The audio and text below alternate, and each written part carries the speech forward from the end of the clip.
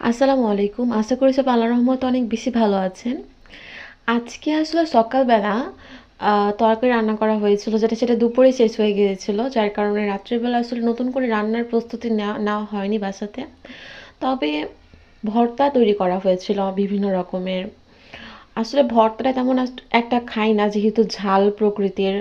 আ তো খাওয়া হয় না ভর্তাটা তেমন একটা।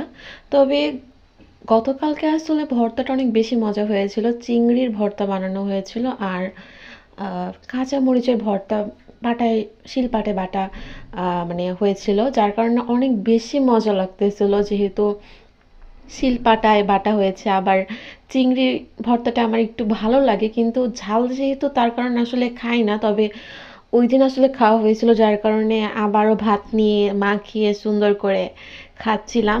ভেবেছিলাম যে ভর্তা দিয়ে খাবো না। কারণ ভর্তা যেহেতু ঝাল প্রকৃতির আমি খাই না তেমন একটা। যার কারণে আমি আলাদাভাবে ডিম ভেজে নিয়েছিলাম। তো এখন আবার অনেক বেশি খেতে ইচ্ছা করতেছে যেহেতু অনেক বেশি মজা হয়েছিল। ধন্যবাদ। আসসালামু আলাইকুম।